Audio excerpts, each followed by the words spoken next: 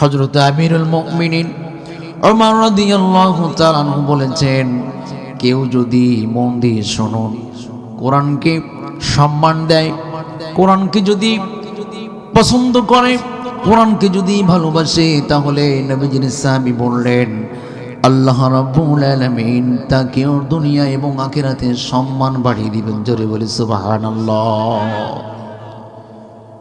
হযরত উমর রাদিয়াল্লাহু তাআলা আনহু এইটা বলেছেন। আবার কেউ যদি কোরআনকে অপমান অপদস্থ করে, তাহলে আল্লাহ পাক তাকে অপমান করবে। কোরআনকে সম্মান দিলে, কোরআনকে ভালোবাসলে সম্মান দিবেন কে? আল্লাহ পাক। যেমন সম্মান দিয়েছেন কোরআনের পাখি আল্লামা দেলোয়ার হোসেন সাঈদী, ঠিক কিনা? যেই সম্মান ওনাকে দিয়েছেন, বিশ্বাস করেন সাঈদী সাহেব যদি কোরআন ওয়ালা ছাড়া আর অন্য কোন শিক্ষায় শিক্ষিত হতো, এই সম্মান বাংলাদেশে তাকে মানুষ দিত না, ঠিক কিনা? সম্মান দিয়েছেন কে? আল্লাহ পাক। কারণ তিনি ছিলেন কোরআনওয়ালা। আমিও আপনি যদি কোরআনওয়ালা হতে পারি, সম্মান দিবেন কে? সম্মানিত বন্ধুগণ, আমিরুল মুমিনিন নিজেই যে হাদিসটি বর্ণনা করেছেন, এটার পর আলোচনা শেষ করব। আমি আবার বলি, উনি বলেছেন, আল্লাহ রাসূল সাল্লাল্লাহু আলাইহি সাল্লাম বললেন, আবার বলি, কেউ যদি কোরআনকে সম্মান দেয়, আল্লাহ পাক তাকেও সম্মান দিবেন। হাদিসটি বর্ণনা করেছেন কে? হযরতে উমর রাদিয়াল্লাহু তাআলা আনহু। মন দিয়ে শুনুন, আল্লাহ রাব্বুল আলামিন কোরআন কারীমের মহাগ্রন্থ আল কোরআনুল কারীমে সূরা ইব্রাহিমের ভিতরে বলছেন, কিতাবুন আনজালনাহু ইলাইকা লিতুখরিজান নাস মিনাজ যুলুমাতি ইলান নূর। আল্লাহ রাব্বুল আলামিন বলেন, আমি কোরআনকে নাজিল করেছি মানুষদেরকে অন্ধকারের পথ থেকে বের করে আলোর পথে নিয়ে আসবে। জোরে বলুন সুবহানাল্লাহ। এবার আপনাদের কাছে প্রশ্ন করলাম, আল্লাহ পাকের কথা কি বানোয়াট না সত্য? সবাই বলেন বানোয়াট না সত্য? তাহলে আল্লাহ রাব্বুল আলামিন নিজের পবিত্র জবান দিয়ে বললেন, কোরআনকে আমি নাজিল করেছি অন্ধকারের পথ থেকে মানুষকে আলোর পথে নিয়ে আসবে। এই জন্য আজকে আমাদের বাড়িতে দেখবেন, বাংলাদেশে প্রত্যেকটা বাড়িতে দেখবেন একটা করে কোরআন আছে, দুইটা করে কোরআন আছে, তিনটাও আছে। মসজিদে দেখবেন শত শত কিতাব রয়েছে। বাংলাদেশে প্রায় কয়েক হাজার কোটি কোরআন বাংলাদেশে আসছে। কিন্তু বাংলাদেশে কোরআন থাকলে কি হবে? বাংলাদেশের সব মানুষের কিন্তু এখনো পর্যন্ত হিদায়াত নাই, ঠিক কিনা? আমার বাড়িতে কোরআন আছে, সভাপতি সাহেবের বাড়িতেও কোরআন আছে, প্রত্যেকটা বাড়িতে কোরআনগুলি আছে। মসজিদে কয়েকশো অফিস আছে, আছে না নেই? বাংলাদেশে কোরআনের কোনো অভাব নাই। কোরআনের অভাব আছে? একটা বাজারে দেখবেন যে লাইব্রেরিগুলো আছে, অনেক কিতাব সেখানে আছে। 68,000 গ্রাম, মানে এই যে 6, 7, 8টা বিভাগ, 64টা জেলা, প্রত্যেকটা জেলায়, প্রত্যেকটা থানায়, প্রত্যেকটা গ্রামে, বাড়িতে বাড়িতে কোরআন আছে, কিন্তু হিদায়াত নাই। এটার কারণ কি? এটা বুঝতে হবে। কারণ কোরআনের পাশে মানুষেরা যাচ্ছে না, এই জন্য হিদায়াত হচ্ছে না, ঠিক কিনা বলেন? আপনাকে বুঝতে হবে। আপনি রুগী, ডাক্তার সাহেব আপনাকে বিশাল দামি মেডিসিন দিয়েছেন, ঔষধ দিয়েছেন, কিন্তু আপনি সেইগুলো খান না, আপনি গ্রহণ করেন না। আপনি ওষুধ কিনেই বাড়িতে মানে এক সাইডে ফেলে রেখেছেন। আপনার কি রোগ সারবে? কোরআন বাড়িতে আসছে, মসজিদে আসছে, লাইব্রেরিতে আসছে, দোকানে আসছে, প্রত্যেকটা জায়গায় শত শত কোরআন আছে। এই যে স্টেজও একটা আসছে, কিন্তু কোরআন আমরা এখনো পর্যন্ত অনেকেই শিখি নাই, কোরআন বুঝি নাই, কোরআনের আকর্ষণটা কি বুঝি নাই, এই জন্য আমাদের হিদায়াত নাই। ওই ঔষধবিহীন মানুষ যেমন রোগে শোকে জীবন শেষ করে ফেলছে, কোরআন শিক্ষা না নিয়ে কোরআন পড়া না শিখে, কোরআনের এলেম অর্জন না করে আমরাও অন্ধকারে এখনো ডুবে আসছি, ঠিক কিনা? সম্মানিত বন্ধুগণ, হযরত ওমর রাদিয়াল্লাহু তাআলা আনহু উনি যে হাদিস বর্ণনা করেছেন, ওই যে আমি আগে বললাম কোরআন সম্মান দিবে, কোরআনকে যে সম্মান দিবে তাকে আল্লাহ রাব্বুল আলামিন সম্মান দিবেন। এবার এই হাদিসটা যেই সাহাবী হযরত ওমর রাদিয়াল্লাহু তাআলা আনহু বর্ণনা করেছেন তাকেই দিয়ে প্রমাণ করব ইনশাআল্লাহ। সবাই বলেন আমিন। হযরত ওমর রাদিয়াল্লাহু তাআলা আনহু মন দিয়ে শুনুন, উনি যখন ইসলাম গ্রহণ করেন নাই, ইসলাম ছাড়া সকল ধর্মের লোকগুলো অন্ধকারে ডুবে আছে, ঠিক কিনা? ইসলাম ছাড়া অন্য ধর্মে কোনো আলো নাই। ইসলাম ছাড়া যেই ধর্ম মানুষ মানে এই ধর্মে আলো নাই, এটা হচ্ছে অন্ধকার, অন্ধকার, অন্ধকার, ঠিক কিনা? হযরত ওমর রাদিয়াল্লাহু তাআলা আনহু উনি ইসলাম গ্রহণের পূর্বে অন্ধকার জীবনে ছিলেন। মন দিয়ে শুনুন, বিশ্বনবী সাল্লাল্লাহু আলাইহি ওয়াসাল্লাম ওনাকে যখন রব্বুল আলামিন নবুয়ত দিলেন, নবীজি অনেক চিন্তা ভাবনা করে দেখলেন ইসলামকে দ্রুত প্রতিষ্ঠিত করার জন্য, ইসলাম দ্রুত কায়েম করতে হলে, ইসলাম দ্রুত প্রতিষ্ঠিত করতে হলে এই যে মক্কার অবস্থা আমি দেখতেছি, মক্কার ভিতরে যে দুইটা লোক অনেক শক্তিশালী লোক, ঘটনা আমাদের অনেকের জানা কিন্তু হাদিস থেকে মিলাই দিচ্ছে, এই জন্য বলতেছি।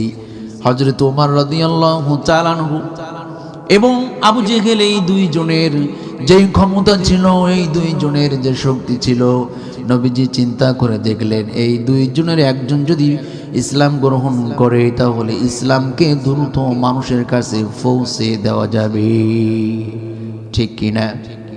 নবীজি দোয়া করলেন রব্বুল আলামিন, নবীজি দোয়া করলেন আল্লাহ হয়তো ইসলাম আমি দ্রুত প্রচার করতে পারবো, ঠিক আছে, কিন্তু আপনি যদি খাত্তাবের পুত্র হযরত ওমর রাদিয়াল্লাহু তাআলা আনহু আর হিশামের পুত্র আবু জেহেল, এই দুইজনের একজনকে যদি আপনি মুসলমান বানিয়ে দেন তাহলে ইসলাম দ্রুত প্রতিষ্ঠিত হয়ে যাবে। আল্লাহ তুমি আমার দোয়া কবুল করে নাও। জোরে বলেন আমিন। সম্মানিত বন্ধুগণ, আজকে বাংলাদেশে দোয়া হয়, অনেক ইমাম দেখবেন দোয়া করে, দোয়া কবুল হয় না। অনেক পীর সাহেব দোয়া করে, দোয়া কবুল হয় না। বিশ্বনবী যখন দোয়া করতেন সকল দোয়াগুলি রব্বুল আলামিন কবুল করে নিতেন, বলেন সুবহানাল্লাহ। বিশ্বনবী দোয়া করলেন, আবু জেহেলের জন্য দোয়া করলেন, হযরত ওমর রাদিয়াল্লাহু তাআলা আনহুর জন্য দোয়া করলেন। তাহলে দোয়া করলেন কয়টা লোকের জন্য? জবান দিয়ে বলুন, কয়টা লোকের জন্য? দুইটা লোকের জন্য দোয়া করলেন। আল্লাহ পাক হযরত ওমরের জন্য দোয়া কবুল করে নিলেন। সবাই বলেন সুবহানাল্লাহ। আমি আগেই বলেছি হযরত ওমর রাদিয়াল্লাহু তাআলা আনহু ইসলাম গ্রহণ করার পূর্বেই উনি ছিলেন জিরো। উনি ছিলেন কি? জিরো। আরো জোরে বলেন কি? জিরো। উনি ছিলেন অন্ধকারের জীবনে, ওনার জীবনে কোনো আলো ছিল না। নবীজি যখন দোয়া করলেন আল্লাহ পাক দোয়া কবুল করে নিলেন। এই যে দোয়া আরশে পৌঁছে গেল, দোয়া কবুল হয়ে গেল। এবার ওই যে দোয়া করলেন হযরত ওমর রাদিয়াল্লাহু তাআলা আনহুর হৃদয়ে আল্লাহ রাব্বুল আলামিন একটা দোয়ার পরশ ফিট করে দিলেন। সুবহানাল্লাহ। দোয়ার ছোঁয়া হৃদয়ে দিয়ে দিলেন। হঠাৎ করে হযরত ওমর রাদিয়াল্লাহু তাআলা আনহু চিন্তা করলেন, আজকে আব্দুল্লাহর ছেলে মুহাম্মদ সাল্লাল্লাহু আলাইহি ওয়াসাল্লামকে মানুষ মানে খারাপ বলে, মুহাম্মদ সাল্লাল্লাহু আলাইহি ওয়াসাল্লামের প্রতি মানুষের কেন এত ক্ষোভ, মানুষ কেন তাকে নিয়ে এত সমালোচনা করে, বিষয়টা দেখার দরকার। হযরত ওমর রাদিয়াল্লাহু তাআলা আনহু চিন্তা করতেছেন, এটার মানে হচ্ছে আল্লাহর আরশে বিশ্বনবীর দোয়া চলে গেছে। হযরত উমর রাদিয়াল্লাহু তাআলা আনহু এই চিন্তা করলেন, আমাকে লুকিয়ে লুকিয়ে আব্দুল্লাহ ছেলে মুহাম্মদ সাল্লাল্লাহু আলাইহি সাল্লামের কাজকর্মগুলো দেখতে হবে। আপনারা নিশ্চয় অনেকেই জানেন হযরত উমর রাদিয়াল্লাহু তাআলা আনহু উনি ছদ্মবেশে খোঁজ খবর নিতেন। এই কাজ উমারের মতো আর কেউ পারতেন না, ঠিক কিনা? ঠিক কিনা বলেন? ওনার মতো এই কাজ কোনো সাহাবী করে নাই। ওমর রাদিয়াল্লাহু তাআলা আনহু এটা খুবই ভালো পারতেন।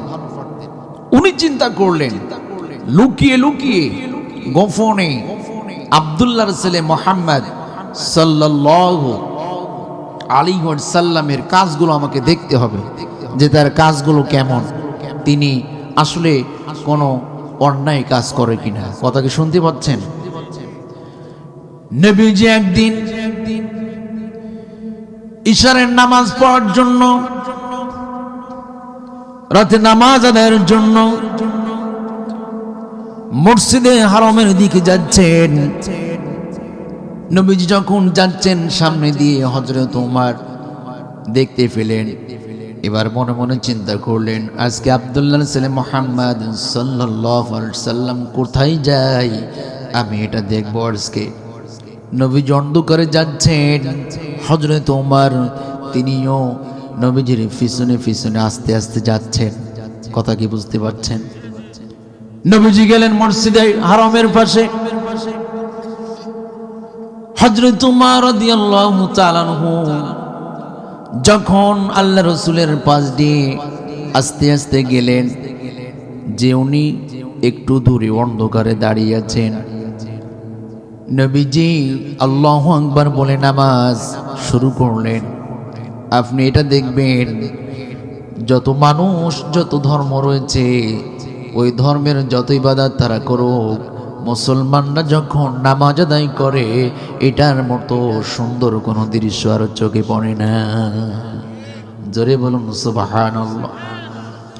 ইমাম সাহেব মসজিদে যখন তেলাওয়াত করে, যে ইমাম অনেক সুন্দর করে কোরআন তেলাওয়াত যখন করে, দেখবেন আমি লক্ষ্য করে দেখেছি অনেক হিন্দু যখন মসজিদের সাইড দিয়ে যায় তারা আস্তে আস্তে যায়, আস্তে আস্তে যায়। কারণ যদি সেখানে গিয়ে আবার দাঁড়িয়ে শোনে, তাহলে আবার অন্য হিন্দু তাকে আবার একটা খোঁচা মেরে দেবে, আছে না নেই? বলবে তুই কি মুসলমান হবি? তো ভাব লক্ষণ সেরকম বলবে কিনা। আমি একটা মসজিদে একবার প্রায় 6 মাস মতো নামাজ পড়িয়েছিলাম। এটা সাতক্ষীরা জেলার আশাশুন উপজেলার কচুয়া গ্রাম। ওই মসজিদটা ছিল যেই এলাকায়, সেখানে হিন্দুর বসবাস ছিল অনেক বেশি। তবে সেখানের হিন্দুরা অনেক সুশৃঙ্খল ছিল। সব হিন্দু তো সমান না। বাংলাদেশে যত মানে হিন্দু আছে, যারা ভারতের উস্কানিতে পা দেয় তারা ছাড়া সকল হিন্দু কিন্তু ভালো মানুষ দেখবে, আছে না নেই? সব হিন্দু একরকম না।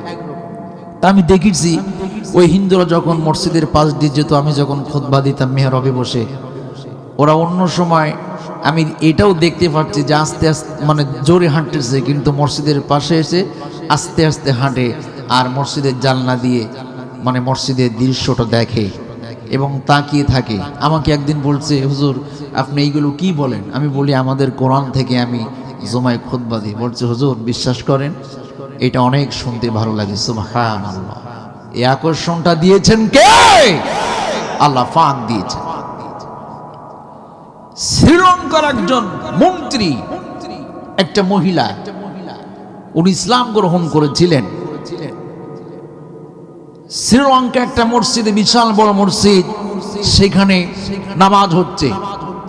ওই মন্ত্রী মহিলা, ওনার নামটা আমার খেয়াল আসতেছে না, উনি যাচ্ছেন। শ্রীলঙ্কার অনেক পুলিশ ওই মন্ত্রী মহিলার সাথে থাকে, থাকি না? একদিন উনি প্রশ্ন করলেন, আচ্ছা এই ঘরটা কাদের? বলছে এটা মুসলমানদের রবের ঘর। সুবহানাল্লাহ। এটার নাম কি? এটার নাম মসজিদ। বলছে আমি কয়েকবার দেখেছি মানুষ সারিবদ্ধভাবে দাঁড়িয়ে সেখানে তারা এইভাবে দাঁড়িয়ে থাকে, আর একজন কি যেন গায়, বলছে আমার ইচ্ছা করে আমি ওই দৃশ্যটা একবার দেখি। তো একদিন তানারা পরামর্শ করলেন যে এবার যখন নামাজ রুখতে হবে, যেই নামাজে ইমাম সাহেব জোরে কিরাত পড়ে ওই সময় যাবে। মহিলা সেখানে যে মন্দিরে আস্তে করে দাঁড়িয়ে রইলেন, নীরব হয়ে গেলেন। সুবহানাল্লাহ। আকর্ষণটা কার? আকর্ষণটা কার? কোরআনের। কোরআন কার? আল্লাহ পাকের। আপনারা এটাও জানেন, এই হাদিসটাও জীবনে আপনারা অনেকবার শুনেছেন। বিশ্বনবী যখন নামাজ পড়তেন, আবু জেহেল নিষেধ করতো যাওয়া যাবে না, কিন্তু দেখা গেছে আবু জেহেল নিজেই আগে যে হাজির, ঠিক কিনা? সেখানে উটবা গিয়েছে, সেখানে সাইবা গিয়েছে, সেখানে মুগিরা গিয়েছে। আবু জেহেল একদিন বলল, জীবনে এই হাদিসটা অনেকবার শুনেছেন, যার কিন্তু আমরা মুহাম্মদ সাল্লাল্লাহু আলাইহি সাল্লামের কোরআন শুনতে যাব না, খবরদার মানা করে দিলাম, আর কোনোদিন কেউ যেন যাস নে তোরা। কিন্তু দেখা গেছে যেই দিন মানা করেছে ওই দিন আবু জেহেল আগেই মুখ ঢেকে মাথা ঢেকে আগেই কোরআন শুনতে এসেছে। সুবহানাল্লাহ। শ্রীলঙ্কার মন্ত্রী দাঁড়িয়ে গেলেন, এত সুন্দর কিতাব, এত সুন্দর তেলাওয়াত অন্য কোন জায়গায় দেখিনি। এরা কারা? এরা বলছে মুসলমান। একদিন দেখলেন, দুই দিন দেখলেন, তারপরে মুসলমান হয়ে গেলেন। জোরে বলি সুবহানাল্লাহ। বেক হাফকেন্স আমেরিকার একটা নাসারা পরিবারে জন্ম গ্রহণকারী মহিলা, নাম কি? বেক হাফকেন্স। উনিও ইসলাম ধর্ম গ্রহণ করলেন।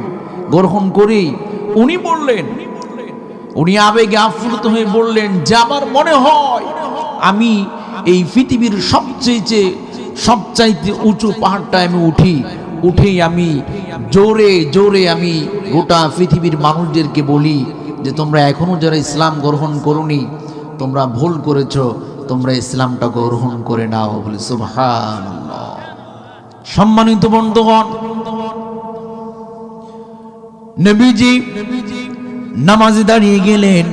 নবীজির যেই তেলাওয়াত, পৃথিবীতে যত কারের তেলাওয়াত এখন বাজে, পূর্বে যিনি ছিলেন আব্দুল বাসিত, তারপরে এখন যারা আসছে মক্কার যিনি ইমাম আস-সুদাইস, পৃথিবীতে যত কারি আসছে যে কোরআন আমরা শুনি, সকল কারীদের যেই তেলাওয়াতগুলি আমরা জীবনে শুনেছি, ওই কারীদের তেলাওয়াত যদি আমাদের কাছে এমন লাগে, তাহলে বিশ্ব নবীর তেলাওয়াত কেমন লাগে আপনি অনুভব করতে পারবেন না, ঠিক কি না? নবীজি তেলাওয়াত করা আরম্ভ করে দিলেন।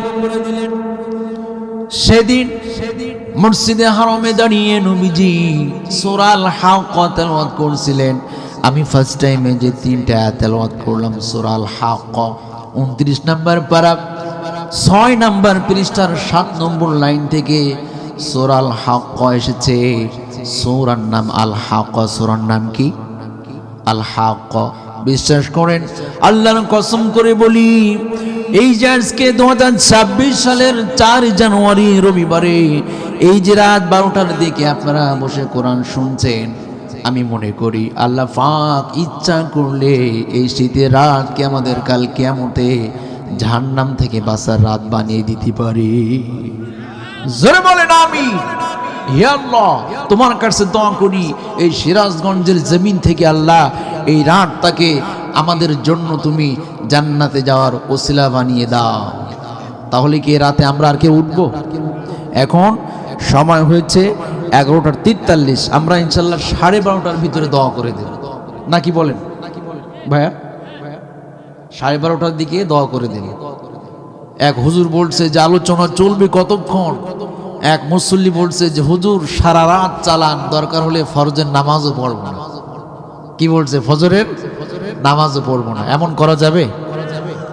আগে কিন্তু নামাজ, আগে কি নামাজ। এই জন্য আপনারা ধৈর্য ধরে আর অন্তত 20-25টা মিনিট বসবেন তো ইনশাল্লাহ। সম্মানিত বন্ধুগণ, নবীজির তেলাওয়াতের মতো কোন তেলাওয়াত পৃথিবীতে আর কেউ কখনো করতে পারবে না। নবীজির তেলাওয়াতের মতো কোনো কারিও তেলাওয়াত করতে পারবে না, ঠিক কিনা বলেন? কথার দিকে খেয়াল করুন। যদি কারীদের তেলাওয়াতগুলি যদি এমন হয়, কারীদের তেলাওয়াত যদি এত সুমধুর লাগে, তাহলে সেই বিশ্বনবীর তেলাওয়াত কত সুন্দর না জানি ছিল। সবাই বলেন সুবহানাল্লাহ। নবীজি তেলাওয়াত করলেন সূরা হক্ক, সুন্দর করে নবীজি তেলাওয়াত করতেছেন মসজিদে হারামের পাশে দাঁড়িয়ে। আর এদিকে হযরত ওমর ওই তেলাওয়াত শুনে আর ওমর দুলতেই থাকে, বলি সুবহানাল্লাহ। তখন ওমর রাদিয়াল্লাহু তাআলা আনহু ইসলাম গ্রহণ করেন নাই। তখন ওমর রাদিয়াল্লাহু তাআলা আনহু মুশরিক। তখন ওমর রাদিয়াল্লাহু তাআলা আনহু ইসলাম গ্রহণ করেন নাই। নবীজি তেলাওয়াত করেন আর ওমর রাদিয়াল্লাহু তাআলা আনহু আবার বলি ওই তেলাওয়াতের রেশকে তুমি শরীরটা নাড়াচ্ছে। সুবহানাল্লাহ। আজকে পৃথিবীতে দেখবেন, ভারতে লতা মঙ্গেশকর বিশাল বড় একজন সিঙ্গার ছিলেন।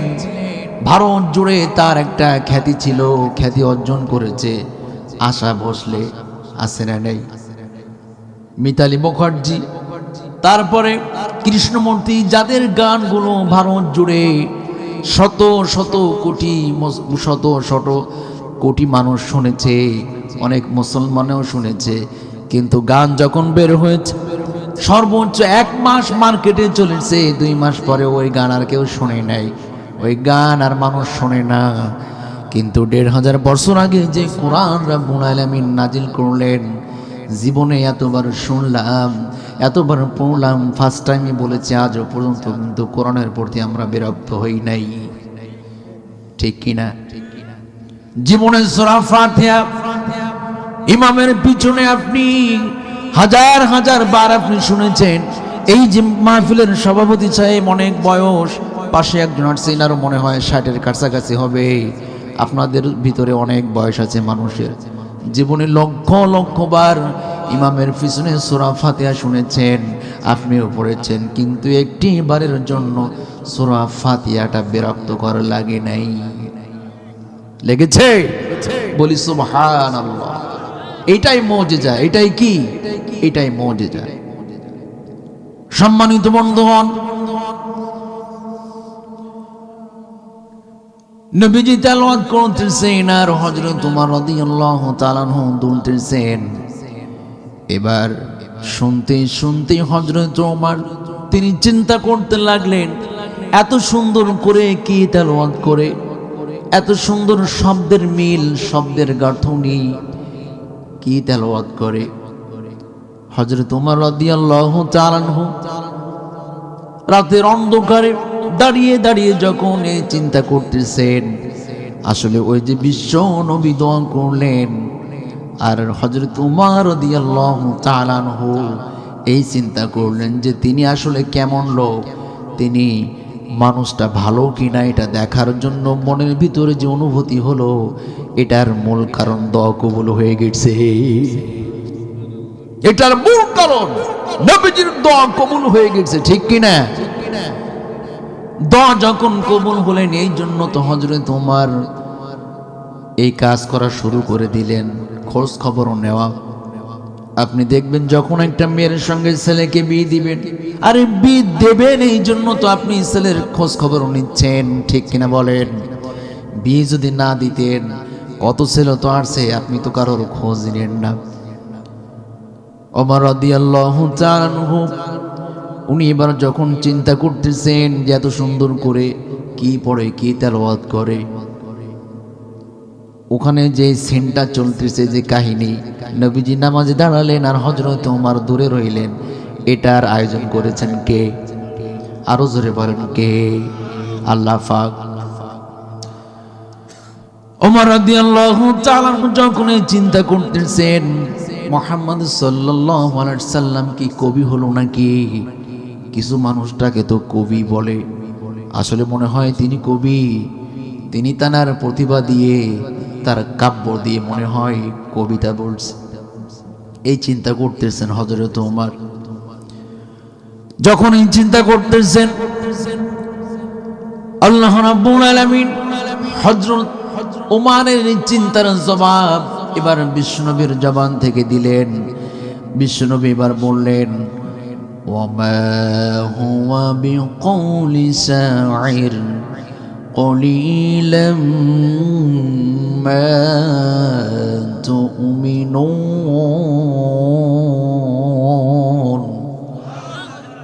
নবীজি যখন এই আয়াত তেলাওয়াত করলেন, ওই চিন্তার পরপরই এই আয়াত তেলাওয়াত করলেন। এটার অর্থ হচ্ছে, সংক্ষেপে বলি, এটা কোনো কবির কবিতা নয়, কিন্তু অল্প সংখ্যক লোক তোমরা এটা বিশ্বাস করে থাকো। হযরত ওমর নড়ে চড়ে দাঁড়ালেন। কি হলো এটা?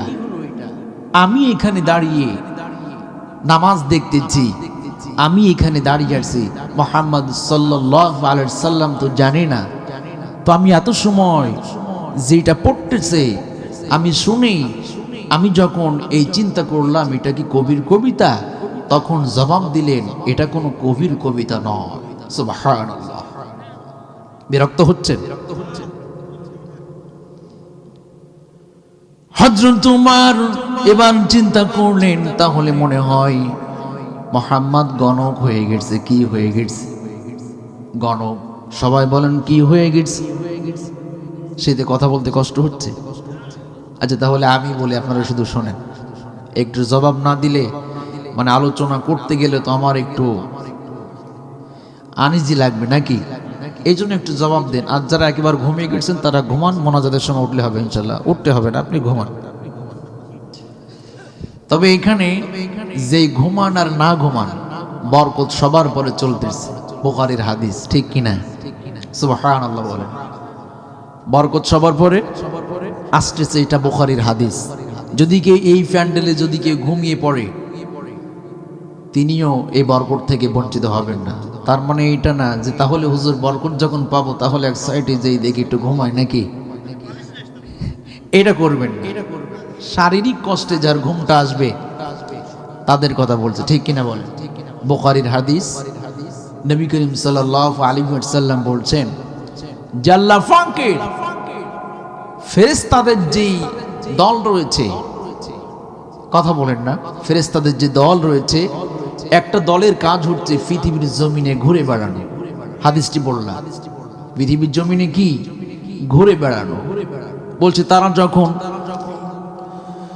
পৃথিবীতে এমন কোন মজলিস দেখে যে সেখানে বসে আল্লাহকে নিয়ে আলোচনা করছে, সেই মানুষেরা কোরআনকে নিয়ে আলোচনা করছে, সেই মানুষেরা ইসলামকে নিয়ে আলোচনা করছে, দেখা মাত্রই সঙ্গে সঙ্গে আল্লাহর আরশে চলে যায়। সুবহানাল্লাহ। আল্লাহর আরশে চলে যায়। রব্বুল আলামিন সব কিছু তো দেখেন। ওই যে মজলিস বসেছে, এটা আল্লাহ পাক জানেন কি জানেন না? কোরআন থেকে শুনুন, আল্লাহ রাব্বুল আলামিন বলেন, ওয়াসিরু কওলাকুম আও ইজহারু বি ইন্নাহু আলিমুম বিযাতিস সুদূর। আল্লাহ পাক বলেন, মানুষ প্রকাশ্যে যেটা বলে, গোপনে যেটা বলে আমি জানি, আর অন্তঃকরণে কি চিন্তা করে সেটাও আমি জানি। জোরে বলুন সুবহানাল্লাহ। পৃথিবীর সব কিছু আল্লাহ রাব্বুল আলামিন দেখেন। এই যে সলঙ্গর থানায় সিরাজগঞ্জে যে মাহফিল হচ্ছে, গ্রামে তো অনেক লোক রয়েছে যারা এখন এরকম হয়তো মনে করেছে দোষ ঠান্ডার যাব না, জেলেফের ভিতরে ঢুকি, কম্বলের নিচে ঢুকি, মাহফিল শুনবো না। আর তাদের থেকে আপনারা এখানে যে বসে আছেন, বিশ্বাস করেন এটাও আল্লাহ আরশে বসে দেখতেছে, ঠিক কিনা? মুসা আলাইহিস সালাম আল্লাহকে বলছিল, আল্লাহ আমরা এটা অনেকেই শুনেছি যে আপনি কি ঘুমান না? বলছে না আমি ঘুমাই না। তো বলছে আপনি ঘুমান না? বলছে না আমি ঘুমাই না। আল্লাহ পাক বলছে, মুসা তুমি কি এটা বিশ্বাস করো না? বলছে বিশ্বাস করি, করি তো। আল্লাহ বলছে মুসাকে দেখানো দরকার, এটা বোঝানো দরকার। বলছে তুমি এক গ্লাস পানি নিয়ে আসো। মুসা আলাইহিস সালাম পানি নিয়ে আসলেন। বলছে পানি নিয়ে আসবো কেন? বলছে আমি বলছি তুমি নিয়ে আসো। মুসা আলাইহিস সালাম পানি নিয়ে আসলেন। বলছে গিলাসটা নিয়ে দাঁড়িয়ে থাকো। মুসা আলাইহিস সালাম দাঁড়িয়ে রইলেন। দাঁড়াতে দাঁড়াতে ক্লান্ত শরীরে ঘুম এসে গেল। হঠাৎ করে ঘুম এসে গিয়েছে, হাত থেকে ওই গিলাস পড়ে গেছে। মুসা আলাইহিস সালাম নড়চড়ে উঠলেন। আল্লাহ পাক বলেন, মুসা আমি যদি ঘুমাই এই পৃথিবীটা ভেঙে চুরে চূর্ণ বিচূর্ণ হয়ে যাবে, ঠিক কিনা? আমি ঘুমাই না। আল্লাহ পাক ঘুমান না। অনেক মানুষ তো এখন রাতে ঘুমাচ্ছেন,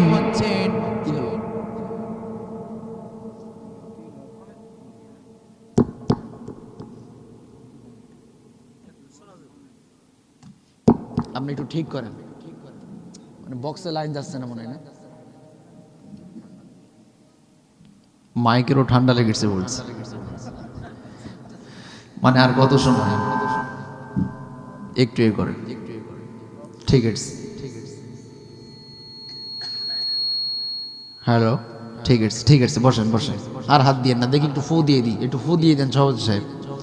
সম্মানিত বন্ধুগণ, বিশ্বাস করেন নৌকা পার হচ্ছে, ফেরি পার হচ্ছে, তারপরে বাস গাড়িতে উঠে শত শত মানুষ চলতেছে। বাংলাদেশে হাজার হাজার বাস চলে। বিশ্বাস করেন কুয়াশায় যদি কোনো গাড়ি অ্যাক্সিডেন্ট করে তারা তখন এক বাক্যে বলবে, দেখবেন যে আল্লাহ বারসা। তাহলে আমার আল্লাহ যদি ঘুমায় তাহলে ওই মানুষদের ডাক রাতে শুনবেন কে? ঠিক কিনা বলেন? আল্লাহ ঘুমান না।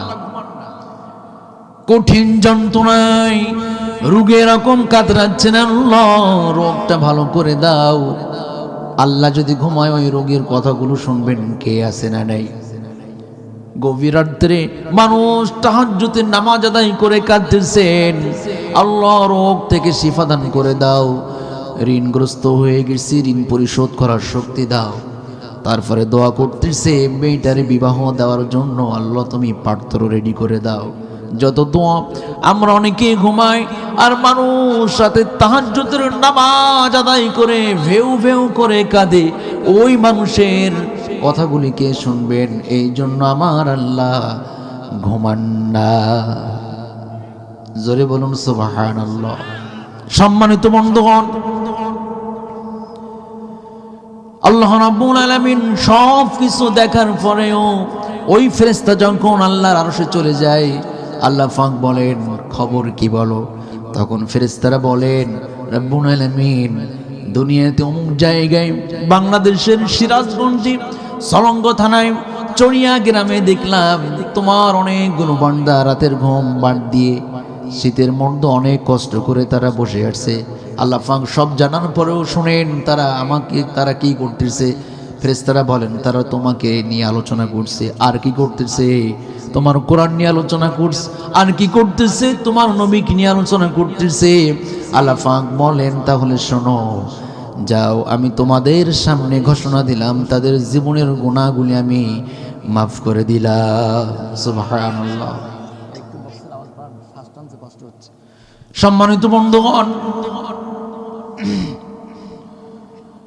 ফেরেশতারা এবার প্রশ্ন করেন, আল্লাহ অমুক ব্যক্তি ওই মজলিসে বসার উদ্দেশ্য যায় নাই, অমুক ব্যক্তি ওই মজলিসে এমনি এমনি যায় নাই, সে তোমার কথা শোনানোর জন্য যায় নাই, সে গিয়েছে ওই মজলিসের ভিতরে একজন লোক ছিল, তার কাছে প্রয়োজন মেটাতে গিয়েছিল, এই জন্য সে গিয়েছিল। আল্লাহ পাক বলেন শোনো, আমি তার জীবনের গুনাহ মাফ করে দিলাম। সুবহানাল্লাহ। তাহলে আমরা যে কয়েকজন লোক এই রাত 12টার দিকে বসে আসছি, কপালটা ভালো নাকি খারাপ? এই জন্য আমরা বসতে পেরেছি। জীবনে মানুষ দেখবেন অনেক জায়গায় অনেক সময় দেয়, চায়ের দোকানে ঘন্টার পরে ঘন্টা চলে যায়, কিন্তু আমরা জীবন থেকে এই যে সময়টা আল্লাহর রাহে দিয়ে দিলাম, কিয়ামতের দিন আল্লাহর কাছে দোয়া করি অন্তত পক্ষে বলতে পারবো, আল্লাহ 4 তারিখের ওই রাতে যে সময় দিলাম, রাতকেও সিলাহ বানিয়ে তুমি আমাদের তোমার জান্নাত দান করে দাও। সবাই বলেন আমিন। হযরত ওমর উনি যখন মনে করলেন আমি মনে করলাম মুহাম্মদ সাল্লাল্লাহু আলাইহি সাল্লাম কবি হয়ে গেছে। উনি জবাব দিলেন, এটা কোনো কবির কবিতা নয়। হযরত ওমর এবার মনে করলেন, তাহলে তো মুহাম্মদ সাল্লাল্লাহু আলাইহি সাল্লাম গণক হয়ে গেছে। গণক কি হয়ে গেছে? গণক। গণক আসছে না? যত রাত আসছে আজকে শুনে নেন, এটা মুখস্থ রাখবেন, মনে রাখবেন। 365 দিনে একটা বছর, 365টা রাত, ঠিক কিনা? এক বছরে 365টা রাত। এই রাতের ভিতরে 5টা রাত হচ্ছে শ্রেষ্ঠ, এটা হাদিসের কথা। আমি সংক্ষেপে বলি, একটা হচ্ছে রজব মাসে, সেটা রজবের কেউ বলেছেন 1ম তারিখে, কেউ বলছে মানে 27 তারিখে। আর একটা হচ্ছে শবে বরাতের রাত। কয়টা হলো? 2টা। আর একটা হচ্ছে শবে কদরের রাত, শুধু বাংলায় বলছি। কয়টা হলো? 3টা। আর একটা ঈদুল ফিতর, আর একটা ঈদুল আজহা। এই 5টা রাতে যেই দোয়া করে আল্লাহ পাক সেই দোয়াগুলি কবুল করেন, বলে আমিন। কিন্তু ওই সময় 7 শ্রেণীর মানুষের দোয়া কবুল হয় না। ওদিকে যাব না, মন খারাপ করার কোনো দরকার নেই। আমি যাচ্ছি আলোচনার দিকে। মানে আপনারা বসে বসে মানে করছেন, এই দুইজন মানে মনিটরিং করছে যে হুজুর কোন জায়গা থেকে কোন জায়গায় যাচ্ছে, নাকি এরকমটা না? আবার না, রাগ করেন না, আমি জি জি আচ্ছা শর্ট করছি, বুঝতে পারছি। সম্মানিত বন্ধুগণ, ওই রাতে দোয়া কবুল হয়, কিন্তু 7 শ্রেণীর মানুষের দেখবেন দোয়া কবুল হয় না। হাদিস এসেছে তার ভিতরে 1 নাম্বার গণক। গণক আছে না নাই? অনেক হুজুর তো গণক সেজে বসে আছে। গণকের কথাগুলি আল্লাহ পাক সেদিন কবুল করেন না। ওই 5টা রাতে যেই দোয়া আপনি করবেন দোয়া কবুল হয়ে যাবে। কিন্তু কেউ যদি গণক হয়, কেউ যদি আয়না পড়ে এরকম দেখবেন, তারপরে গুটি চেলে দেখে অমুকের কি হারিয়ে গেছে, এই সমস্ত লোকের পরে আল্লাহ লানাত, এগুলো করবেন না। বিশ্বনবী এবার উনি হযরত উমর রাদিয়াল্লাহু তাআলা আনহু বিশ্বনবী যখন তেলাওয়াত করলেন, জবাব দিলেন, এটা কোনো কবির কবিতা নয়। মুহাম্মদ রাসূলুল্লাহ যখন জবাব দিলেন, হযরত উমর মনে করলেন তাহলে উনি মনে হয় গণক হয়ে গেছে। আমি দূর থেকে দাঁড়িয়ে এই কথা চিন্তা করলাম, উনি এটা বুঝলেন কিভাবে? তাহলে উনি পাক্কা গণক। নাউজুবিল্লাহ। এবার উনি পরে আয়াতটি তেলাওয়াত করলেন। রব্বুল আলামিন বিশ্বনবীর পবিত্র জবান মোবারক দিয়ে বের করে দিলেন, ওয়ালা বিকাউলি কাহিনিন কলিলাম মা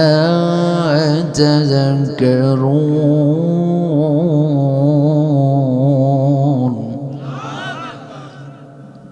হযরত উমর রাদিয়াল্লাহু তাআলা আনহুর কথাই নামাজে তেলাওয়াতের মাধ্যমে এবার ওয়াত পড়লেন, জবাব দিলেন, এটা কোনো গণকের কথা নয়, কিন্তু অল্প সংখ্যক লোক তোমরা উপদেশ হিসাবে গ্রহণ করো।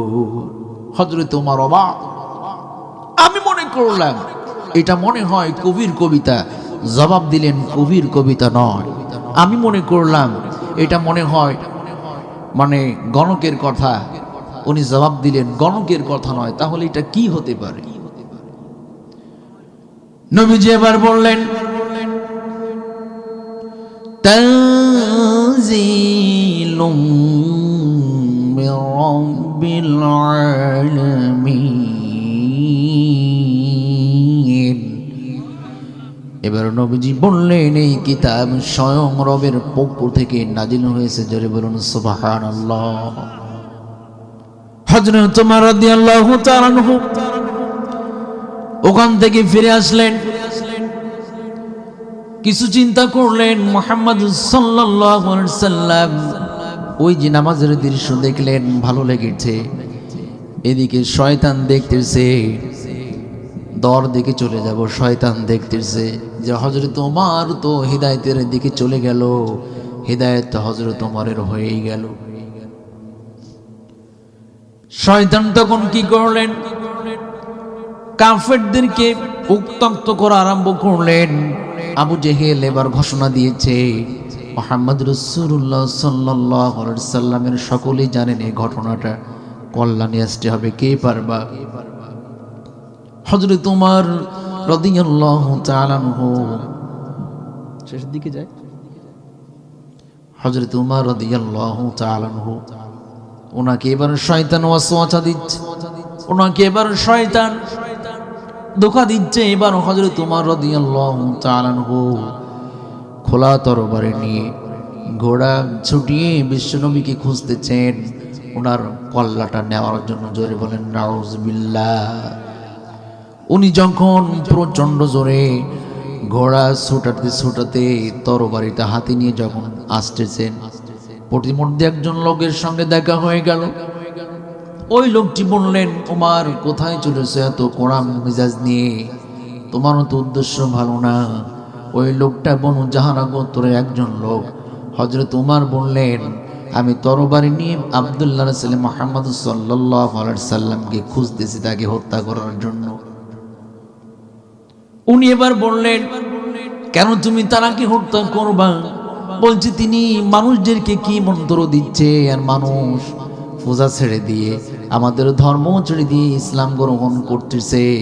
ওই লোকটা তখন বললেন, তুমি তো মনে হয় জানো না, তোমার আফন বোন ফাতিমা বিনতে খাত্তাবা, তোমার বোন জামাই সাইরা সাবওয়া, তারা তো মুসলমান হয়ে গেছে। আগে ঘরটা সামলাও, তারপরে পরের মারতে যেও। জোরে বলেন সুবহানাল্লাহ। হযরত ওমর বলছে, আমি তো এই কাহিনী শুনি নাই, তোমার কথা যদি সত্য হয় তাহলে বিচারটা কি করি পরে তুমি শুনে নিও। এবার বাসায় ব্যাক করলেন। ফাতিমা বিনতে খাত্তাব রাদিয়াল্লাহু তাআলা আনহুর বাড়িতে যে এরকম দরজার যে কোড়া নাড়া দিলেন, ফাতিমা রাদিয়াল্লাহু তাআলা আনহা বুঝতে পারলেন হযরত ওমরের বোন ভাইজান এসেছে। বলছে কে? বলছে আমি ওমর। ওই ঘরের ভিতরে তিনজন ছিল। খাব্বাব রাদিয়াল্লাহু তাআলা আনহু ওনাদের কোরআন শিক্ষা দিচ্ছিলেন। এবার দ্রুত যেই কোরআন শিক্ষা দিচ্ছিলেন, একটা চামড়ার খণ্ডনে সূরা তাহা লেখা ছিল, সেইটা মাস্ক করাচ্ছে। সেইটা নিয়ে হযরতে খাব্বাব রাদিয়াল্লাহু তাআলা আনহু ঘরের এক সাইডে লুকিয়ে গেলেন। এবার ওমর রাদিয়াল্লাহু তাআলা আনহু বললেন, কেন ওই মুহাম্মদ সাল্লাল্লাহু আলাইহি সাল্লামের দরবারে গিয়েছিলি? আর কেন তোরা সেখানে যে ইসলাম গ্রহণ করেছিলি? কথার জবাব দে। মারা দেওয়া শুরু করলেন, মারতেছেন। বোনকেও মারে, দোলাভাইকেও মারে, বোন জামাইকেও মারে। মারতে মারতে ফাতিমা ওনার শরীর দিয়ে রক্ত ফিনকে বের হয়ে গেল। হযরত ওমর ওই দৃশ্য দেখে বলছে, বোন যাওয়ার কোনো দরকার ছিল না, আর ইসলাম গ্রহণ করারও দরকার ছিল না, কেন গেলি বল? তখন বোন বললেন, তুমি যদি মারতে মারতে আমাদের মেরে ফেলাও, আল্লাহর কসম করে বলি ওই দরবার ছাড়বো না, ইসলাম ছাড়বো না। হযরত ওমর রাদিয়াল্লাহু তাআলা আনহু আরো রেগে গেলেন। এবার দেখলেন যে চামড়ায় কোরআন লেখা ছিল, সূরা তাহা লেখা ছিল। উনি বললেন, ওটা কি? বলছে, এটা একটা কোরআনের কয়েকটা আয়াত। বলছে, দেখি। এবার দেখলেন, দেখে উনি তো আরবি ভাষার মানুষ ছিলেন, উনি আরবি বুঝতেন, গ্রামার বুঝতেন। সূরা তাহা লেখা ছিল, তাহা মা আনজালনা আলাইকাল কুরআনা লিতাশকা ইল্লা তাযকিরাতাল লিমান ইয়াখশা তানজিলাম মিম্মান খালাকাল আরদা ওয়াস সামাওয়াতিল উলা। এ আজ যখন দেখলেন, দেখার পর হযরত ওমর রাদিয়াল্লাহু তাআলা আনহু বললেন, আমার কাছে দাও। বলছে, ইন্নাহু রিজসুন মিনাফাক লা ইয়ামাসসুহু ইল্লাল মুতাহহারুন। পবিত্রতা না হয়ে, পবিত্রতা অর্জন না করে কোরআন তোমরা কেউ ধরো না। ফাতিমা বললেন, কোরআন ধরো না, গোসল করে আসো। উনি গোসল করে আসলেন, সংক্ষেপে বলি কোরআন ধরলেন, পড়লেন, বুঝতে পারলেন। আল্লাহ পাক বলছেন সূরা তাহা, যে কোরআন আমি তোমাকে কষ্ট দেওয়ার জন্য নাজিল করি নাই, আমি কোরআন তোমাকে কষ্ট দেওয়ার জন্য নাজিল করি নাই। নবীজির শানে এই আয়াত নাজিল হয়েছিল। আসমান জমিনের মালিক, আসমান যিনি বানিয়েছেন, জমিন যিনি বানিয়েছেন, সে আল্লাহ রাব্বুল আলামিন এই কোরআন নাজিল করেছেন। বলি সুবহানাল্লাহ। উনি দেখলেন, দেখেই উনি বলছে আর দেরি করব না, আমার যেটা আমার বোঝা হয়ে গেছে, আমি বুঝতে পেরেছি মুহাম্মদ সাল্লাল্লাহু আলাইহি সাল্লাম কোথায় আছে আমাকে বলো। উনি তরবারি নিয়ে সেখানে গেলেন। নবী করিম সাল্লাল্লাহু আলাইহি সাল্লাম ওই সময় লুকিয়ে লুকিয়ে সাফা পাহাড়ের পাদদেশে উনি লুকিয়ে দারুল আরকাম ইবনে আলকামের বাসাতে উনি লুকিয়ে লুকিয়ে দাওয়াত দিতেন। সবাই বলেন মারহাবা। হযরত ওমর যখন যাচ্ছেন, সাহাবী বলছেন এবং ওনার চাচা বলছেন হামজা রাদিয়াল্লাহু তাআলা আনহু, যে উনি মনে হয় আপনাকে হত্যা করার জন্য আসতেছে, আপনাকে মনে হয় অপমান করার জন্য আসতেছে। নবীজি বললেন না, আমি দোয়া করেছি উনি হিদায়াত পাবে, আমার এই বিশ্বাস, ওনাকে আসতে দাও। উনি যে আশহাদু আল্লা ইলাহা ইল্লাল্লাহ বলে আত্মসমর্পণ করলেন, বলে সুবহানাল্লাহ। তাহলে যেটা বোঝাতে চাচ্ছি, হিরো থেকে জিরো থেকে হিরো কি হয়েছে? আলহামদুলিল্লাহ, আল্লাহ রাব্বুল আলামিন। আচ্ছা, আমরা শেষের দিকে যাই, 12টা 9 হয়ে গেছে। এই টাকাটা কে দিয়েছে? মানে আপনি আজকে মাহফিলের মসজিদের কেশিয়ার, নামটা কি ভাই জানেন? আনার হোসেন সুরত ভাই, 4000 টাকা। আচ্ছা শোনেন, এখানে বেশি আর আপনাদের মানে বেশি কিছু বলবো না। আমার হাতে টাকা দিয়ে কয়জন মনে করেন দিতে চেয়েছিলেন? দ্রুত চলে আসেন, আমরা এখনই দোয়ার দিকে যাব। মানে আর 1-2 জন তো মনে হয় দিবে ইনশাল্লাহ। আমি মুসাফির মানুষ, সেই যে আপনার সাতক্ষীরা থেকে বের হয়েছি 4-5 দিন আগেই, একটু দোয়া নিয়ে যাবেন না? আর কেউ কি আসছেন? মনে হয় সবাই দিয়েছে এর ভিতরে, না না সে তো আমার ও নিয়ে আসছে 4000 টাকা যখন দিয়েছে, তাই ইনি বড় পার্টি নাকি বলেন? আমাদের সভাপতি সাহেবকে দিছে কত দিছে? কি করে উনি? আচ্ছা, আর কে একটু ধরবো নাকি? আপনারা কি বলেন? আচ্ছা ঠিক আছে, তাহলে আমরা ইনাকেই ধরি। আমার ভাইজানের পেশা কি? কি ব্যবসা করে? ওরে, মনোহরের দোকানে তো বিশাল লাভ। না না, এটা আমি জানি, সাতক্ষীরা আমার এক ভাইয়ের এই দোকান আসছে, আমি লাস্টে যাচ্ছি। এটা শোনার দরকার আছে না নেই? সম্মানিত বন্ধুগণ, মন দিয়ে শুনুন, কোরআনের বিরোধিতা কারা করে, আবার আপনারা অ্যাক্টিভ হয়ে যান। এত সুন্দর কিতাবের কারা বিরোধিতা করে, কাদের সহ্য হয় না, এটার জানার দরকার আছে না নাই? এটা আজকে শেষ অর্স। আগে বললাম কোরআন অনেক সুন্দর, আগে বললাম কোরআন একটা মহান কিতাব, মহাবিশ্বের চিরবিস্ময়।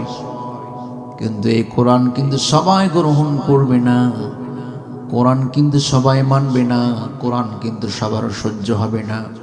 দেখবেন অনেক বড় বড় মাহফিলে ইমানদার লোক আসে মাহফিল শোনার জন্য, তারপরে মুমিন আসে, মুত্তাকি আসে, ওই সাথে সাথে দেখবেন কিছু মুনাফিকও আছে, আছে না নাই? যখন হুজুর যখন কোরআন তেলাওয়াত করবে, যখন শুরু করবে, দেখবেন মুমিন নড়বে হযরত ওমরের মতো রাদিয়াল্লাহু তাআলা আনহু, আর চোখ দিয়ে পানি পড়বে, তৃপ্তি পাবে, চিৎকার করবে। আর মুনাফিকের মুখটা দেখবেন মলিন হয়ে যাবে, মুনাফিক আস্তে আস্তে উঠে চলে যাবে। এগুলো কি? মুনাফিক। কোরআনের বিরোধিতা কারা করে শোনেন। হযরত আমিরুল মুমিনিন হযরত ওমর রাদিয়াল্লাহু তাআলা আনহু, উনি তখন রাষ্ট্রের প্রেসিডেন্ট ছিলেন, উনি তখন ক্ষমতায় ছিলেন। এরকম বাংলাদেশের মতো ছোট্ট একটা রাষ্ট্রের প্রেসিডেন্ট না, উনি গোটা পৃথিবীর অর্ধজাহানের প্রেসিডেন্ট উনি ছিলেন, ঠিক কিনা? হযরত ওমর রাদিয়াল্লাহু তাআলা আনহু একদিন ইশারের নামাজ পড়ে, মন দিয়ে শুনুন, ইশারের নামাজ পড়ে উনি বাসায় আসতেছেন।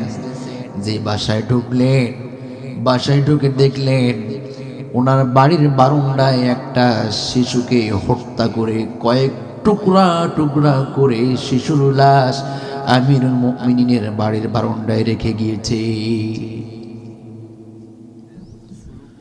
হযরত ওমর রাদিয়াল্লাহু তাআলা আনহু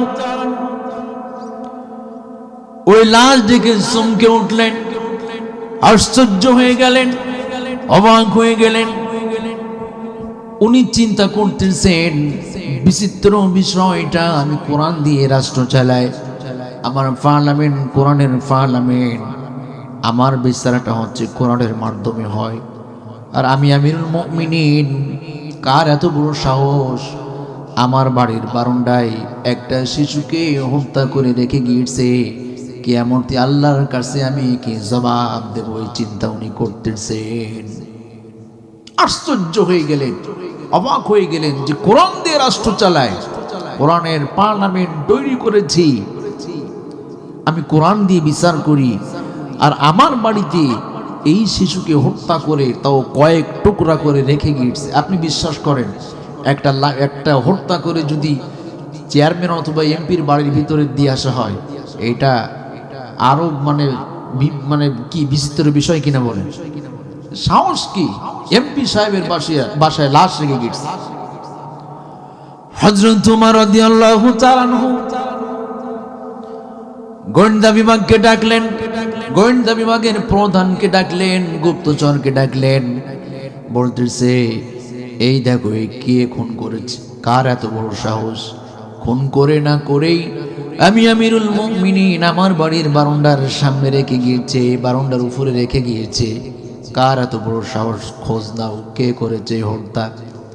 একদিন হয়ে গেল, 2 দিন হয়ে গেল, 3 দিন হয়ে গেল, 4 দিন হয়ে গেল, সপ্তাহ পার হয়ে যাচ্ছে, খুনি ধরা পড়ে না। ফয়সালের মতো অবস্থা, ঠিক কিনা বলেন? কিন্তু ফয়সাল যে খুন করেছে সেটা তো বের হয়ে গেছে, হাদিকে তো ফয়সালই খুন করেছে,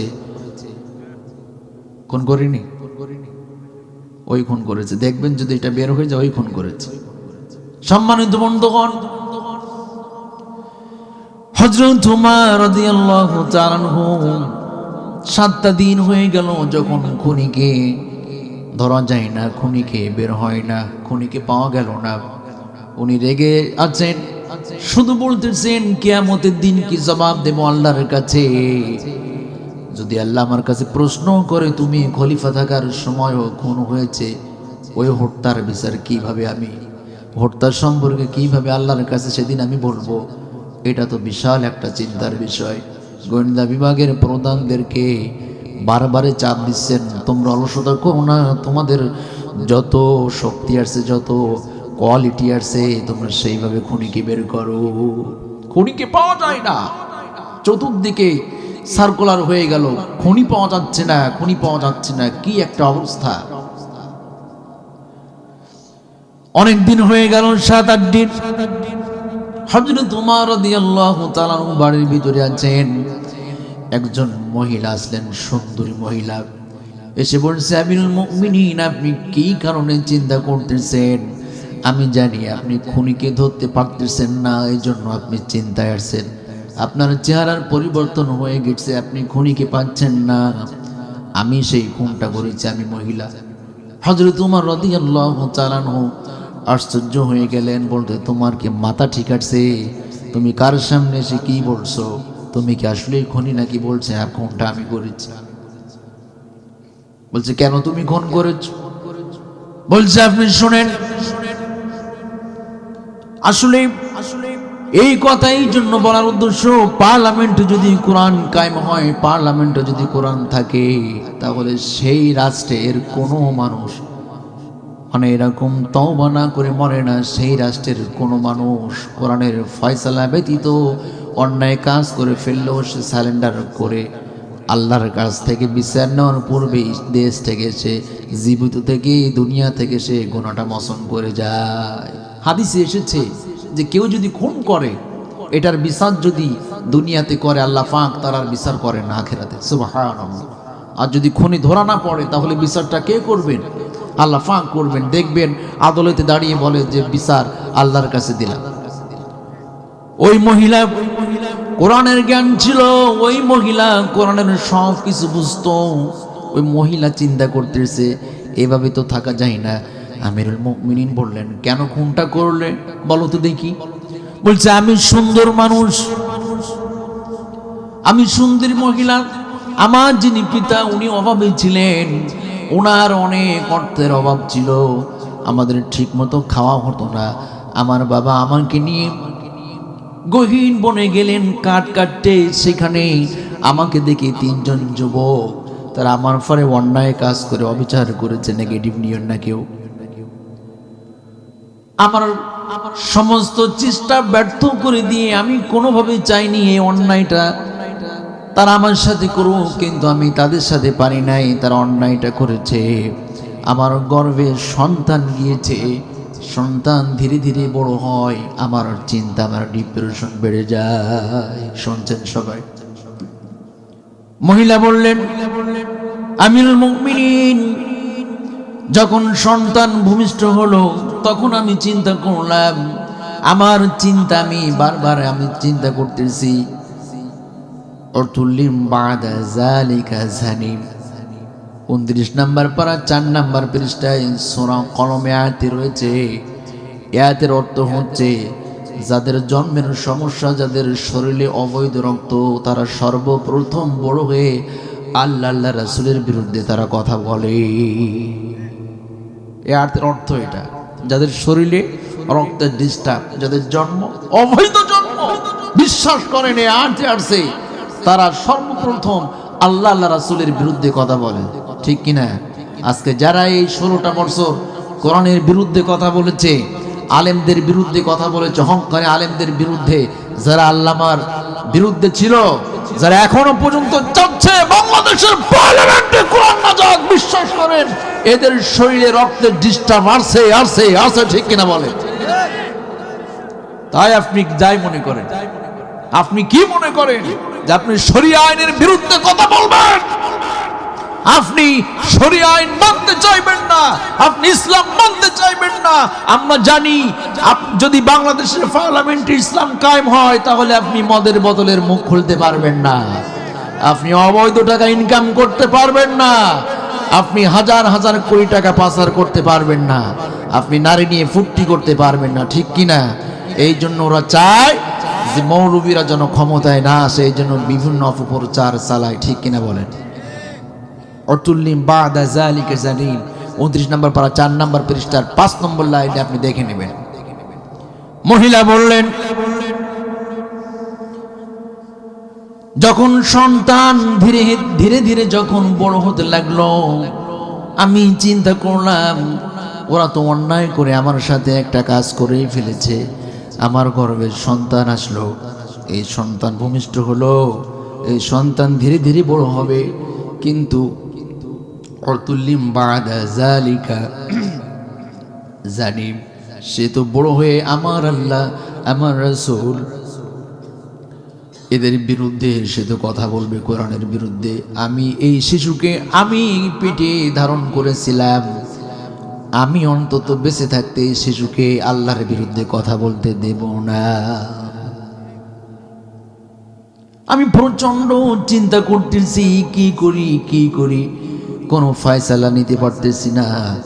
হঠাৎ করে মনে করলাম, যা একটা হবে, এবার ওকে হত্যা করে ফেললাম, নিজেই আমার এই সন্তানকে, এবং রাগে এত টুকরা টুকরা করলাম। আমি শুধু এই কথা বারবার মনে করতেছি, তুই বড় হবি, তুই বড় হয়ে আমার আমার মালিকের বিরুদ্ধে তুই সর্বপ্রথম কথা বলবি। আমি এটা মানতে পারবো না। এই সন্তান আমার পেটে গর্ভধারণ করেছি, এই সন্তান আমার পেটে এসেছে, এই সন্তান আমি অন্তত এটা মানতে পারবো না যে আল্লাহর বিরুদ্ধে কথা বলবো। বিশ্বাস করে, আজও বাংলাদেশের 64টা জেলায় যেখান থেকে যেই নাস্তিক, যেই মুনাফিক মুসলমান, যেই মানুষ কোরআনের বিরুদ্ধে কথা বলে, কোরআন ভালো লাগে না, হক্কানি আলেমদের বিরুদ্ধে কথা বলবে, মনে করবেন এর অবস্থা ওই অবস্থা। ঠিক কিনা? বিশ্বাস করেন। মহিলা বললেন, আপনি যখন, আমি একে টুকরা টুকরা করে আমি আপনার বাড়ির সামনে রেখে গেলাম, আপনি যখন খুনিকে খুঁজে পাচ্ছেন না, আমার একটি আয়াতের কথা বারবার মনে আসতেছে, কুতিবা আলাইকুমুল কিসাসু ফিল কতলা, 2 নম্বর পারা, এটা হচ্ছে 2 নম্বর পারায় আসছে সূরা বাকারার ভিতরে। বলছে হত্যার বদলে হত্যা। আমার ওই আয়াতের কথা বারবার মনে আসতেছে। আমি মনে করলাম, এই কথা হত্যা আমি করেছি, তাহলে আমাকেও তো হত্যা হতে হবে। আমি বিচারটা দুনিয়াতে চাই, আখিরাতে চাই না, আপনি আমাকেও হত্যা করেন। সুবহানাল্লাহ। আমিরুল মুমিনিন বললেন, ঠিক আছে, যখন তুমি এসেছো তাহলে কোরআন দিয়ে তোমার বিচার করব। সবকিছু শুরু হয়ে গেল। মহিলাকে এরকম শেষ করে দেওয়া হবে। মহিলাকে যখন জাল্লাদ দিয়ে যখন শেষ করার কাজ শুরু হয়েছে, ওই যুবক ছুটতে ছুটতে আমিরুল মুমিনিনের দরবারে এসেছে। সে বলছে, আমিরুল মুমিনিন একটু ওয়েট করেন, অপেক্ষা করেন, একটু থেমে যান। বলছে, আমরা সেই তিনজন যুবক, আমরা শয়তানের ধোঁকায় পড়ে অন্যায় কাজ করেছি। এই মহিলার কোনো দোষ ছিল না, আমাদেরই দোষ। আমাদেরও আপনি বিচার করেন কোরআন দিয়ে। এবার ওই জায়াত রয়েছে, কেউ যদি জিনা করে তাহলে তাকেও মেরে ফেলতে হবে। বিচার কার? ফয়সালা কার?